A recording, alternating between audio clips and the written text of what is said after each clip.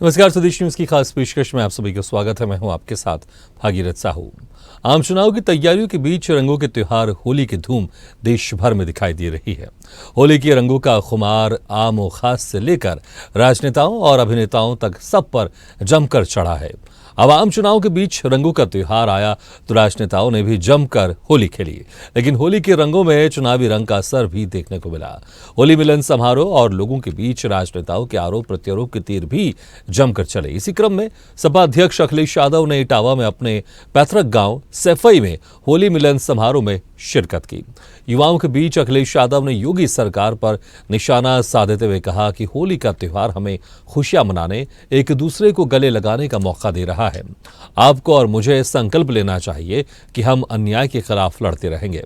अखिलेश ने कहा कि होली एक बहुरंगी त्योहार है, लेकिन कुछ लोगों को रंग पसंद नहीं है, वो केवल एक ही रंग पसंद करते हैं।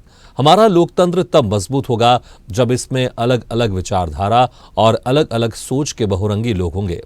इस दौरान युवाओं के बीच पेपर लीक को लेकर अखिलेश यादव ने कहा कि सरकार की आयोजित कोई परीक्षा ऐसे नहीं बची जिसका प्रश्न पत्र लीक ना हुआ हो।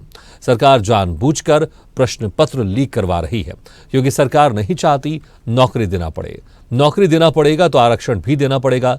इनके हाथ में ना रोजगार है ना नौकरी देना। अखिलेश ने कहा कि आने वाले 10 सालों तक भाजपा सरकार में बनी रही तो ये शादी भी नहीं होने देंगे। नौकरी के इंतजार में तब तक बूढ़े हो जाओगे। तो वहीं इन आरोपों पर भाजपा नेताओं ने पलटवार किया है। कहा कि समाजवादी पार्टी ने युवाओं का सिर्फ उपयोग किया है, लेकिन अब योगी सरकार युवाओं के लिए काम कर रही है तो अखिलेश यादव हताशा में है। आपको बता दें कि यूपी में लोकसभा के चुनाव में भगवा हिंदुत्व के साथ ही पेपर लीक का मामला गरमाया हुआ है, जिसको लेकर जमकर राजनीति हो रही है और विपक्ष लगातार इन मुद्दों पर योगी सरकार को घेर रही है। लेकिन देखने वाली बात यह होगी कि वार पलटवार की इस राजनीति में यूपी में लोकसभा की 80 सीटों पर किसे कितना नफा नुकसान होता है। हमारे साथ मेहमान जुड़ेंगे चर्चा के लिए, लेकिन इस मुद्दे पर हम चर्चा शुरू करें उसके पहले कुछ बयान सुन लेते हैं। कोई परीक्षा नहीं बची जो लीक न हुई हो। हर पेपर लीक हुआ और एक परीक्षा लीक नहीं हुई। एक नहीं लीक हुई, न 2, न 3, न 4, न 5 परीक्षाएं, न 6, न 7 परीक्षाएं, 8 और 9, 10 तक परीक्षाएं लीक हुई हैं। और ये परीक्षा अपने आप लीक हो रही, पेपर अपने आप लीक नहीं हो रहे। ये सरकार जानबूझ करके पेपर लीक करा रही है जिससे नौजवानों को नौकरी न देनी पड़ जाए। और केवल सवाल नौकरी का नहीं है, नौकरी के साथ साथ अगर नौकरी देंगे तो आरक्षण भी देना पड़ेगा। इसलिए जानबूझ करके ये पेपर लीक कर रहे हैं। बिल्कुल सही कहा है अध्यक्ष जी ने कि नौकरी ना देनी पड़े, आरक्षण ना देना पड़े, इसलिए ये सारी कहानी होती है। और अगर बीजेपी की सरकार रही तो किसी भी कीमत पे आप समझिए कि आप लोगों को नौकरी नहीं मिलेगी, शादियां नहीं होंगी, परिवार नहीं बढ़ेगा, क्योंकि जो प्रदेश और देश की सर्वोच्च कुर्सी में बैठे उनका खुद का परिवार नहीं है। देखिए, होली जैसे पवित्र अवसर पर, इस महान त्योहार पर भी अखिलेश जी का दर्द छलकना स्वाभाविक है, क्योंकि एक एक कर उन्हें सब छोड़ रहे हैं और अब तो उन्हें युवाओं के छोड़ने का भी डर सताने लगा है। वही युवा जिनको उन्होंने अपने शासनकाल में दंगों के लिए प्रेरित किया था, जमीनों को कब्जा करने के लिए प्रेरित किया था, संसाधनों पर एक जाति विशेष के युवाओं का कब्जा हो जाए उसके लिए प्रेरित किया था। तो जहां ऐसा वातावरण था और वहीं अब बदलते हुए उत्तर प्रदेश को युवा देख रहा है तो उसकी दृष्टि भी विशाल हो रही है, विराट हो रही है, और वहीं उसकी क्षमता और योग्यता। चलिए, इसी खास मुद्दे पर हम चर्चा शुरू करते हैं और जो मेहमान हमारे साथ मौजूद हैं मैं उनका आपसे तारुफ कराता हूँ। हमारे साथ हैं बीजेपी प्रवक्ता उत्तर प्रदेश से गौरव मिश्रा जी, सपा प्रवक्ता उत्तर प्रदेश से अशोक यादव जी और वरिष्ठ पत्रकार उत्तर प्रदेश से विश्वदेव राव जी। आप सभी मेहमानों को बहुत बहुत स्वागत है हमारे खास पेशकश में। सबसे पहले अशोक यादव जी, होली रंगों का त्योहार है, एक दूसरे के मतभेद और मनभेद भुलाकर गले लगाकर खुशियां मनाने का त्यौहार है। लेकिन ऐसा लग रहा था कि ये एक होली का आयोजन नहीं था, ये एक राजनीतिक आयोजन था। एक जो जनसभा होती है, चुनावी जनसभा लग रही थी। यहाँ पर योगी सरकार को खूब घेरने की कोशिश की अखिलेश यादव ने, जिसमें हिंदू मुस्लिम भी कर दिया, और यहाँ पर जो पेपर लीक का मामला इसको भी उठा दिया। मुझे लगता है कल के दिन तो शायद रुक जाना चाहिए था, या फिर अब सपा पार्टी हमेशा ही चुनावी मोड में है, चाहे वो होली का त्यौहार हो या कोई दूसरा महोत्सव हो। देखिए भागीरथ जी, होली का त्योहार बड़ा ही सौहार्दपूर्ण त्योहार होता है। लोग आपस में गले मिलते हैं, लोग आपस में मिठाइयाँ बांटते हैं, खाते हैं, खुशियाँ मनाते हैं। लेकिन ये सारी चीजें होली के त्योहार पे की जाती हैं। लेकिन वही होली अगर युवाओं को, जॉबलेस युवा हो, अगर हमारा युवाओं के बार बार पेपर लीक्स होते हों, अगर उनके आरक्षण पे डाका डालने का काम करते है वो ये सरकार, तो मुझे लगता है कि होली उनकी रंगहीन होली हो जाएगी। और यही स्थिति थी। होली में कोई उत्साह हमारे युवाओं के बीच में नहीं था। उत्साह कोई भी त्योहार का, चाहे होली हो, दिवाली हो, दशहरा हो, हमारे जो हिंदुस्तान है त्योहारों का देश है, इसमें हमेशा त्योहार कोई न कोई पड़ते हैं। लेकिन अगर जेब में पैसे नहीं रहेंगे, अगर पास में नौकरी नहीं रहेगी, तो कोई भी त्योहार, कोई भी परिवार ढंग से नहीं मना पाता है। ये बात कटु सत्य है। तो इसी को हमारे राष्ट्रीय ध्वज ने उस प्लेटफॉर्म पर बोला है कि आज होली हमारी रंगहीन है, कलरलेस होली एक तरह से युवाओं की हो गई है। दिवाली होती है तो उसको काली दिवाली युवा मनाता है। ये सब स्थितियां अगर किसी ने लाया है तो ये भारतीय जनता पार्टी की सरकार ने लाया है। आज उत्तर प्रदेश में जिस तरह से जब से सरकार बनी है 2017 से लेकर के आज तक दर्जनों पेपर लीक्स हुए, और ये हर बात यही जो है लाठी पीटी जाती है पेपर लीक होने के बाद, नहीं छोड़ेंगे, ये कर देंगे, वो कर देंगे, सूली पे लटका देंगे, रासुका लगा देंगे, क्या क्या ठीक है अशोक यादव जी, लेकिन मुझे एक बात बताइए आप, जो गरीब है या अमीर है, त्योहार तो त्योहार होता है ना, वह हर कोई अपने अपने स्तर से उसको मनाता है। लेकिन त्योहार खुशी का त्योहार है, सबको पता है। अगर दिवाली की बात कर लें वो क्यों मनाया जाता है, होली की बात कर लें क्यों मनाया जाता है। अगर किसी के पास जॉब नहीं है तो क्या वो काली दिवाली मनाएगा? अगर किसी के पास जॉब नहीं है तो क्या वो जो होली है उसको रंगीन होली कहेगा? देखिए, समस्या तो हमेशा है ही, लेकिन त्योहार तो इन्हीं समस्याओं को भूलकर खुशी मनाने का त्योहार होता है ना। देखिए भागीरथ जी, इसमें कहीं से आप प्रैक्टिकली इस बात को डिनाई नहीं कर पाएंगे कि कोई भी त्योहार मनाने के लिए जेब में पैसे होना चाहिए। ऐसे फ्री फोकट में कोई त्योहार नहीं मनता है। और जेब में पैसे कहाँ से आएंगे जब हमारा युवा जॉबलेस होकर के सड़कों पे घूम रहा है, धक्के खा रहा है, उसके पेपर लीक हो रहे हैं, उसकी नौकरियां जो है खत्म कर दी सरकार ने। तो जाहिर सी बात है, आप ये बताइए, हमारे पूरे हिंदुस्तान से अगर देखा जाए भागीरथ जी, तो हजारों लाखों की संख्या में युवा सेना में भर्ती होता था। लेकिन वहां भी सरकार ने उनके एक तरह से रीढ़ की हड्डी पे प्रहार किया है कि वहां पे उनको ठीक है, तो आप कह रहे हैं कि जो मुद्दे उसके चलते जो युवा वो त्योहार अच्छे से नहीं मना पा रहे हैं। गौरव मिश्रा जी, त्योहार जरूर होली का था, रंगों का त्योहार था, लेकिन यहाँ पर शुद्ध रूप से राजनीतिक बयानबाजी हुई, शुद्ध रूप से यहाँ पर आप लोग को घेरा गया और राजनीति यहाँ पर एक आरोप लगाए गए। और कहा भी जा रहा है अशोक यादव की तरफ से कि अगर युवाओं के पास पैसे नहीं होंगे तो त्योहार कैसे मनाएंगे, इसलिए काली दिवाली हो जाती है और रंगीन होली हो जाती है। भागीरथ जी, ये बिल्कुल सही बात है। त्योहारों पर तो किसी भी प्रकार का राजनीतिक बयान नहीं होना चाहिए। आपसी सौहार्द और खुशियों को बांटने का त्योहार होता है। और मैं ये कहना चाहूंगा कि अखिलेश जी की हताशा बोल रही है। पिछले 7 वर्षों में यदि कोविड काल निकाल दीजिए तो भी भारतीय जनता पार्टी की डबल इंजन की सरकार ने जो परफॉर्मेंस दिया है उसके आसपास भी अखिलेश जी कहीं दिखते नहीं है। आज उत्तर प्रदेश में सर्वाधिक 44 केंद्र की योजनाओं में उत्तर प्रदेश प्रथम स्थान पर आ रहा है। देश की दूसरी फास्टेस्ट ग्रोइंग इकोनॉमी बना हुआ है, दूसरी सबसे बड़ी अर्थव्यवस्था बना हुआ है। जहां 3.25 लाख करोड़ की अर्थव्यवस्था छोड़ करके ये गए थे, बजट दे करके गए थे, वहां आज 7.5 लाख करोड़ की का बजट हो गया है हमारा। आप ये बताइए कि हर क्षेत्र में कह रहे हैं कि युवाओं का विवाह नहीं होगा। इस दौरान 3,19,000 विवाह बेटियों का हमारी सरकार ने अलग अलग योजनाओं के अंतर्गत कर दिया। ग्राउंड ब्रेकिंग सेरेमनी में जो इन्वेस्टमेंट इंप्लीमेंटेशन हुआ 17 लाख करोड़ का, उसमें 34 लाख रोजगार सृजन हुए और सीधे तौर पर सरकार में रिकॉर्ड 7 लाख से अधिक नौकरियां दी गई। आप बताइए, एक तरफ उत्तर प्रदेश का पेस विमारू राज्य से एक विकसित राज्य की तरफ बढ़ रहा है, 1 ट्रिलियन इकोनॉमी की तरफ बढ़ रहा है, वहीं ऐसी माहौल में, ऐसे वातावरण में निराशाजनक बात तो वही कर सकता है जो हताश हो। और मुझे इसमें कोई संदेह नहीं कि अखिलेश जी पूरी तरह से हताश है और उत्तर प्रदेश का युवा आज नहीं, लेकिन वो अखिलेश यादव ये भी कह रहे हैं कि आप लोग की पार्टी को सिर्फ एक ही रंग पसंद है, जबकि जो होली है वो तो सभी रंगों का त्योहार है। देखिए, पूरे पृथ्वी को सूर्य का रंग ही पसंद है।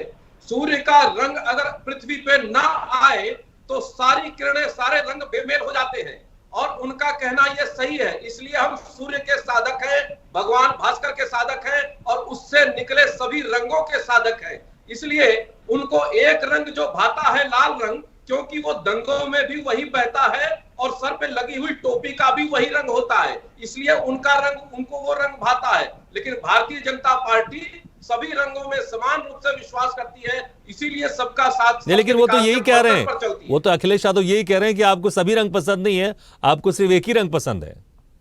मैंने कहा ना, भगवान भास्कर से निकला हुआ जो रंग है वो भारतीय जनता पार्टी का मुझे रंग है। ठीक है, चलिए, मुझे लगता है कि ये राजनीतिक बयानबाजी दोनों तरफ से चलेंगी। लेकिन विश्वदेव जी, जिस तरह से मौका था होली का, लेकिन यहाँ पर राजनीतिक बयानबाजी हो, बिल्कुल जाहिर सी बात है, कुछ ही समय बाद चुनाव होने वाले, तो मुझे लगता है कोई भी नेता इस मौके को नहीं छोड़ना चाहेगा।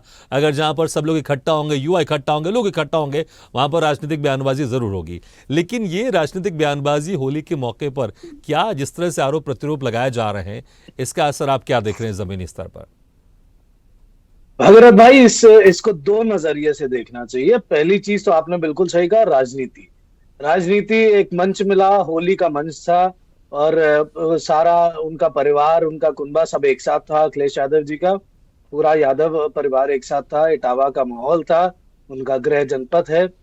उसमें उन्होंने बयान जो दिया कि पेपर लीक हुआ, आरक्षण के बारे में बोला कि आरक्षण ना देना पड़े, ये गंभीर आरोप है। इस पे भाजपा को जवाब देना चाहिए कि एग्जाम इसलिए नहीं करा रहे हैं कि आरक्षण ना देना पड़े। ये मुद्दे, गंभीर मुद्दे हैं जो उठाया है।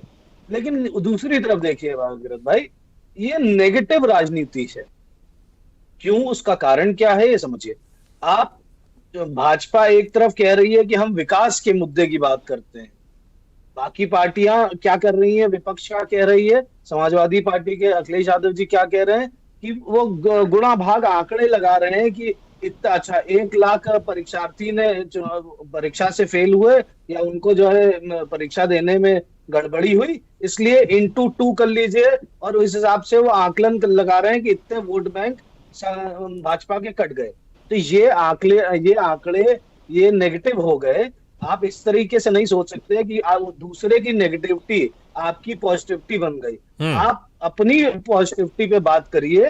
तो जनता आजकल बहुत समझदार है, वो जानती है कौन क्या कर रहा है, कौन क्या नहीं कर रहा। उसने अखिलेश यादव का भी सरकार देखी है, उसने भाजपा योगी आदित्यनाथ की भी सरकार देखी है, उसने नरेंद्र मोदी की भी सरकार देखी है, उसने और पहले भी सरकारें देखी है। तो उसको आज जनता नेगेटिव पब्लिसिटी पे विश्वास नहीं करेगी कि आप दूसरे की कमियों से अपनी भलाइयां देखें।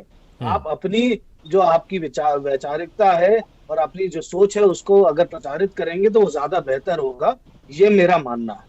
इसी में भागीरथ भाई एक चीज और मैं जोड़ना चाहूंगा कि जो कांटे की टक्कर इस समय हो रही है, जो बताया जा रहा है कि कांटे की टक्कर है, लेकिन भाजपा का बहुत ज्यादा अपर हैंड आ चुका है, क्योंकि भाजपा बहुत समय पहले से तैयारी कर चुकी है लोकसभा चुनाव की, और उससे वो 80 की 80 सीटों पे मुकाबला कर रही है। और यहाँ तक कि कांग्रेस जो इनकी गठबंधन पार्टी है समाजवादी पार्टी की, वो अभी तक रायबरेली में अपना कैंडिडेट नहीं घोषित कर पाई, जो उनका गृह जनपद है।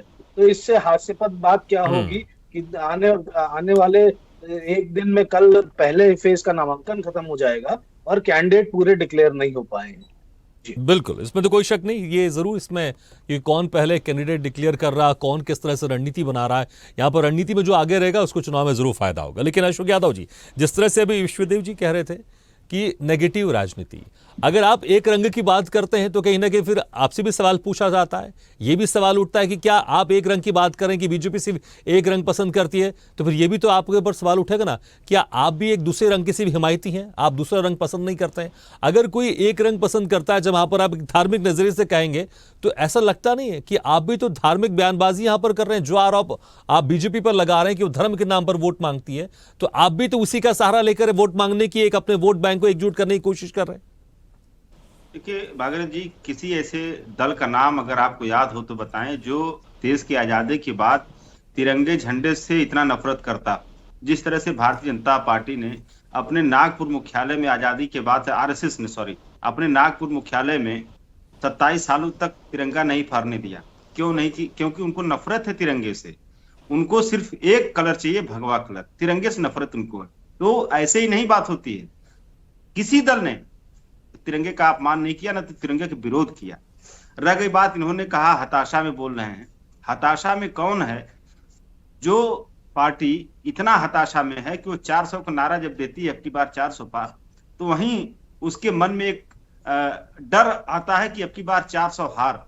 और इसी डर के तहत जिस तरह से कंस ने अपने सारे विरोधियों को जेल में डलवा दिया था, उसी तरह से मोदी सरकार, कंस रूपी मोदी सरकार, अपने सारे विरोधियों को, राजनीतिक विरोधियों को एक एक करके जेल के सलाखों के पीछे डाल रही है।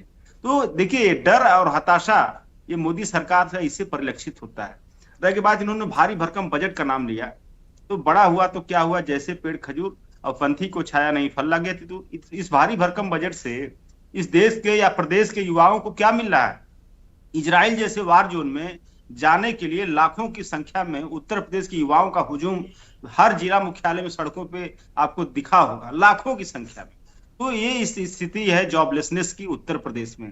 तो कमोबेश स्थिति यह है कि अभी शादियों की बातें कर रहे थे, आप जाके सर्वे कर लीजिए ग्रामीण अंचलों में, शहरों में भी, कि हर घर में 2-4 बच्चे ऐसे हैं जिनकी शादी की उम्र हो चुकी है, जिनकी पढ़ाई पूरी हो चुकी है, लेकिन कोई शादी का रिश्ता नहीं आ रहा। क्यों नहीं आ रहा? ठीक है, चलिए, मैं इस मुद्दे को लेकर मानता हूं कि विपक्ष का ये काम है, जो मुद्दे उसको जरूर उठाना चाहिए। लेकिन धार्मिक ध्रुवीकरण को लेकर जो आप बीजेपी पर आरोप लगाते हैं, आप भी तो वही तरीका अपनाते हैं ना। इसलिए अखिलेश यादव कह रहे हैं कि बीजेपी को सिर्फ एक रंग पसंद है। अगर आप किसी की बात पर यह जिक्र करते हैं तो कहीं ना कहीं ये भी होता है कि आपको वो रंग पसंद नहीं है, हमें दूसरा रंग पसंद है, हम उसकी ज्यादा हिमायती हैं, उसको क्यों नहीं आपने इस रंग में शामिल किया गया? मैंने किसी रंग विशेष की बात नहीं की। मैंने कहा कि तिरंगा में 3 रंग होता है, लेकिन तीनों रंगों से भाजपा ने क्यों परहेज किया, आरएसएस ने क्यों परहेज किया, आप बताइए। तो देखिए, इस देश के झंडे से जो संगठन, जो दल अगर इतना नफरत करता हो, तो उसके नफरत की पराकाष्ठा आप देख सकते हैं। वो किससे नफरत कर सकते हैं? इनकी यूएसपी नफरत है, इनकी यूएसपी है अलगाववाद, इनकी यूएसपी है धार्मिक ध्रुवीकरण। और जिस दिन ठीक है, गौरव मिश्रा जी आपकी यूएसपी बता रहे हैं अशोक यादव जी, इनका स्थिति खराब। जवाब आपका। भागीरथ जी, कितनी हास्यास्पद बात है, बताइए। इतना इनको तिरंगे से प्रेम था तो लाल चौक पे लेके चले गए होते, फहरा दिए होते। वहां तो भारतीय जनता पार्टी के नेता गए, वहां तो डॉक्टर श्यामा प्रसाद मुखर्जी बलिदान दे करके आए इसी तिरंगे के लिए। आज वही तिरंगा पूरे कश्मीर में फहर रहा है, वो भारतीय जनता पार्टी की देन है। आज देश का हिस्सा बना हुआ है, 370 वहां से हट गया पूरी तरह से। और कौन से युवा की ये बात कर रहे हैं? 7,500 दंगे जिसके कार्यकाल में हो गए, उन दंगों में कौन मरता था और कौन मारता था? वो युवा ही होते थे। और कौन से किसान की बात कर रहे हैं? बुंदेलखंड में सूखा पड़ा था, 48 किसानों ने आत्महत्या कर ली, और जो मुआवजा गया था वो कितना था? 24 रुपए, 25 रुपए। और वो भी किसके हाथ में गया था? जो इनके एक जाति विशेष के कार्यकर्ता थे, उनके हाथ में गया था। और इनको तो एक ही रंग दिखाई देता है कि जात दिखाई देती है, तो ये अपनी कमी नहीं बताएंगे। इसीलिए जनता ने इनको दंड दे रखा है। 2022 में भी दिया, 2017 में भी दिया। आप देखिए पूरा ट्रैक रिकॉर्ड पिछले 10 वर्ष का उठा करके देख लीजिए। और जिस रास्ते पर ये चल रहे हैं वो नफरत की राजनीति है, वो ध्रुवीकरण की राजनीति है, वो सांप्रदायिकरण की राजनीति है। और उस पर अब उत्तर प्रदेश जाने वाला नहीं है, क्योंकि 1.25 लाख करोड़ से अधिक अपराधियों और माफियाओं से उनकी संपत्ति जब्त कर ली गई है। जो अपराधी और एक बीमारू राज्य कहा जाता था उत्तर प्रदेश को, आज औद्योगिक राज्य में बदल चुका है। 97 लाख से अधिक एमएसएमई की इकाइयां यहां पर संचालित हो रही हैं। 34 लाख से अधिक युवा उसमें रोजगार प्राप्त कर रहे हैं। और ऐसी तमाम योजनाएं, चाहे वो प्रधानमंत्री स्वनिधि योजना हो, मुद्रा योजना हो, स्टार्टअप योजना हो, सबके साथ युवा जुड़ करके एक नए उत्तर प्रदेश का विकास कर रहा है। एक्सप्रेस वेज के नाम से उत्तर प्रदेश जाना जा रहा है, मेडिकल कॉलेजेस के नाम से उत्तर प्रदेश जाना जा रहा है। आप बताइए उत्तर प्रदेश में कितने एम्स काम करते थे इनके कार्यकाल में? आज गोरखपुर में एम्स चल रहा है, रायबरेली में एम्स ऑपरेशनल है, बीएचयू का ट्रॉमा सेंटर एम्स के इक्विवेलेंट हो गया। आज हर क्षेत्र में उत्तर प्रदेश विकास कर रहा है। आज वो विकास इनको पच नहीं रहा है, क्योंकि ये तो विनाश की राजनीति करते थे, और विनाश की राजनीति करने वाले गौरव जी, लेकिन पेपर लीक का मुद्दा तो है, और इनका विकास और लोकसभा चुनाव में लोकसभा चुनाव में लगातार विपक्ष की तरफ से इस मुद्दे को लेकर आप लोगों को घेरा जा रहा है। पेपर लीक का मुद्दा तो है। मैं बताता हूं, पेपर लीक की जड़ इनके कार्यकाल में थी। इन्होंने खुला बाजार बना रखा था, ना जाने कितने डिग्री कॉलेज, कितने आयुष के कॉलेज खोल, लेकिन आपके कार्यकाल में भी ये मामला आया है, कुछ पेपर को तो आप लोग को खुद रद्द करना पड़ा है। प्रभावी रूप से काम करते रहे, लेकिन हमारी सरकार ने कसम खाया है और एक एक शिक्षा माफिया को अंदर किया, जेलों में बंद किया, उनकी मान्यताएं खत्म की, और यहां तक कि जो पेपर लीक करने वाले माफिया हैं उनको भी जेल के सलाखों के पीछे भेजने का काम हमारी सरकार कर रही है। और युवाओं के लेकिन पूरी तरह से कंट्रोल नहीं कर पाए आप इस मुद्दे पर, पूरी तरह से कंट्रोल नहीं कर पाए आप। हाँ बिल्कुल, किसी भी समस्या की जड़ से समाप्त करने में कुछ समय लगता है, और हमारी सरकार इसको भी पूर्ण रूप से इसका जड़ से उन्मूलन कर देगी, इसके जड़ में मट्ठा डाल देगी, क्योंकि ऐसे माफिया अपराधी अब उत्तर प्रदेश में पनप नहीं सकते हैं। नहीं, चलिए ठीक है, और इसीलिए हमारी सरकार ने सभी परीक्षाओं को तत्काल प्रभाव से रद्द भी किया। ठीक है, इनके सरकार में ठीक है। विश्वदेव जी, जिस तरह से गौरव मिश्रा जी कह रहे हैं कि हमने इसमें कहीं ना कहीं अंकुश लगाया पेपर लीक के मामले में, लेकिन विपक्ष इससे लगातार एक बड़ा मुद्दा बनाते जा रहा है।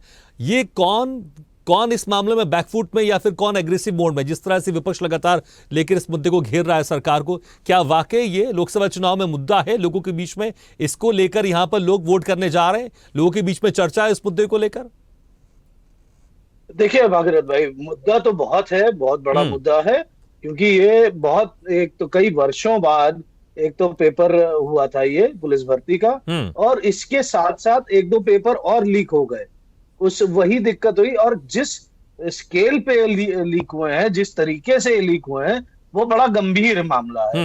जैसे बिहार में हम लोग लालू यादव जी के जमाने में देखा करते थे कि ऐसे ऐसे शिक्षा माफिया होते थे, उस तरीके से लीक हुआ है ये। इस तरह से किसी फार्म हाउस में बिठा के मेरे संज्ञान में तो फिलहाल के पिछले 10 सालों में ऐसा कोई सीक्वेंस नहीं हुआ कि इस तरह से पेपर लीक हुआ। तो ये गंभीर मुद्दा है इस पे, लेकिन इस पे वोट पड़ेगा ये सोचने वाली बात है, क्योंकि योगी सरकार ने भरोसा भी दिलाया है कई मायनों में, और योगी की बात एक जो देखी जा चुकी है पिछले 7 सालों के कार्यकाल में, कि वो जो कहते हैं वो कर भी देते हैं।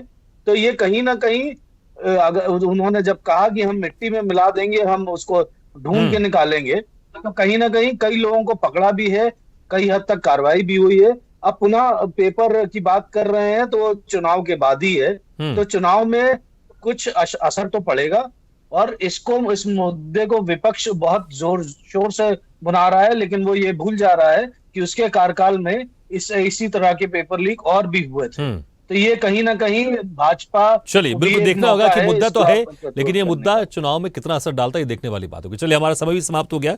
गौरव मिश्रा जी, अशोक यादव जी और विश्वदेव चुराव जी, बहुत बहुत शुक्रिया हमारे खास चर्चा में शामिल होने के लिए। तो जिस तरह से मौका था होली का, लेकिन अखिलेश यादव ने शुद्ध रूप से चुनावी और राजनीतिक मुद्दों को लेकर सरकार को घेरने की कोशिश की है, चाहे वो पेपर लीक का मामला हो या एक रंग पसंद करने का मामला हो। धार्मिक ध्रुवीकरण की भी यहाँ पर बात की अखिलेश यादव ने, लेकिन देखना होगा इसका असर चुनाव के समय किस तरह से होगा। जब रिजल्ट आएगा तो किसको कितना फायदा होगा, ये देखने वाली बात होगी। इसी के साथ हमारे खास पेशकश में फिलहाल इतना है, लेकिन खबरों का सिलसिला लगातार जारी है। आप देखते रहिए स्वदेश न्यूज, सबसे पहले देश।